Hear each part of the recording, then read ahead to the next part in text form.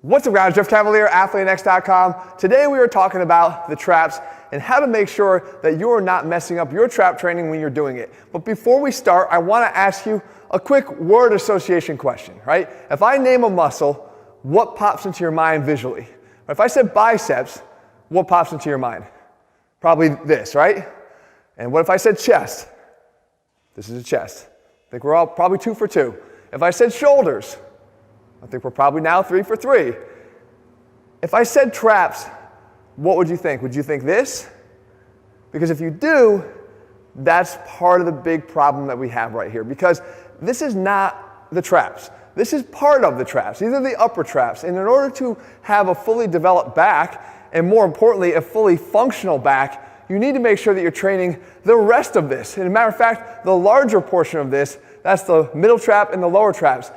See, the traps are a kite-like muscle shaped like this. And when you train them in all portions of them, your shoulders can work more efficiently and effectively. And I want to make sure that you do that at all times. Now, the upper traps are what gets most of the attention because it's what stands up here and makes us look like we're bigger. We have a bigger neck, the whole deal. But I actually don't really program a lot of direct upper trap work into our programs. I don't have a lot of direct upper trap work here on our channel because we can basically target this area of the traps pretty efficiently with some of our big compound movements, the things that form the foundation of what we do.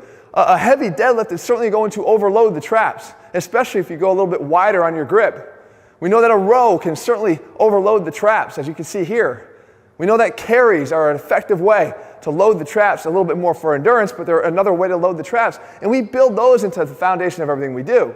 So you don't necessarily need to have a lot of upper trap work. As a matter of fact, what happens is when you start to overdo your trap work, you start to create muscle imbalance. You start to create a dominant forward shoulder. You start to create posture problems. You start to create related weaknesses throughout your shoulder because of this dominance here. So what we want to do, upper cross syndrome, guys, we don't want to go down that path. We want to make sure we're focusing on the other stuff. So what we want to do is start incorporating other exercises. Now, guys, I'm going to make this very, very easy for you. You're not going to have to do 10 more exercises.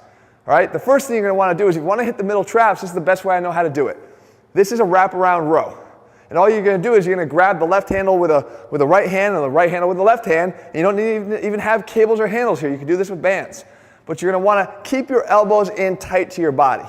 And you wrap around and keep your elbow around and tight, trying to retract the scapula. And we could do it in a lot of different cadences and sequences as you see here. I could do one arm at a time. I could hold one in contraction while I bring the other one around. I can actually do both at the same time.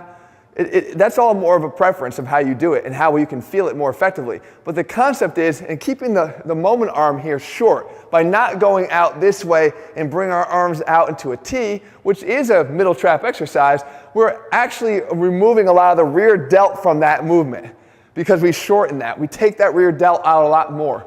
We don't make it that much more difficult to achieve and to get to the area we're actually trying to work on. So if we keep it short and wrap in tight, we're going to get more of that scapular retraction driven by the middle trap. And this is what I want you to do. Include some of those exercises when you do train your traps. If you're going to do a shrug, a classic shrug like this, make sure you're doing at least a little bit of middle trap work with it. 1 for 1. Give me 1 set for every set you do of your shrugs. Now, the lower traps, incredibly important for the motion and proper motion of the shoulder as you raise it up over your head. We want to work the lower trap here with this exercise. This is a prone press. Now you're going to find here, it's very humbling, you don't need to have a lot of weight to do this exercise. Matter of fact, some people will find that just doing the motion alone is all they need to overload this portion because it's a chronically weak portion of the traps. As I mentioned, we don't even visualize it, let alone train it. So we want to make sure we do that and you do some lower trap work. Now, here's the best part about this. If you've been watching my channel for any length of time, if you knew how much I value the face pull, you'd be doing face pulls after every single workout. Right? You're listening to me, you're doing your face pulls every time you train. If you do the face pull, there's a slight modification you can make to make this exercise hit the middle trap and the lower trap even more effectively. And you do this.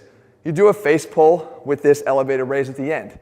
And all you have to do is, again, take that pull back, same mechanics, proper mechanics of a face pull. You lead with the hands. Right? Don't lead with the elbows, because if you lead with the elbows, you're going to go into internal rotation of the shoulder. You want to create external rotation and get the shoulder working with the rotator cuff and the mid-scap muscles, all of them working together the way they prefer to. So we lead with the hands back, and then what we do is from here, we keep it there and raise our arms up over our head.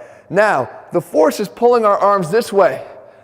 all those, whether you're using bands or whether you're using cables, is pulling my hands out in front of my body. I have to work hard to keep myself retracted, but now I'm combining that retraction with the elevation and going through the whole range of motion. We're going to hit the middle traps, we're going to hit those lower traps, and of course the face pull itself is good for hitting the upper traps as well. So if you kind of want to go for that little faster route, do the face pulls as always, add this slight tweak to it, and you're going to really get done everything I need you to get done. So guys, hopefully you have a better appreciation of the traps, and the next time someone says, hey, what are the traps? You'll draw that whole picture mentally in your mind of that entire kite, upper, middle, and lower, and make sure you get it right every time in your training. If you're looking for programs, guys, that don't overlook any muscle, because they all matter, we do that for you guys step by step in our programs over at Athlean-X.com. In the meantime, if you found this video helpful, leave your comments and thumbs up below. Let me know what you want me to cover, and I'll do that for you in future videos. And if you haven't already done so, guys, please subscribe and turn on your notifications so you never miss a video when we do it. All right, guys, see you soon.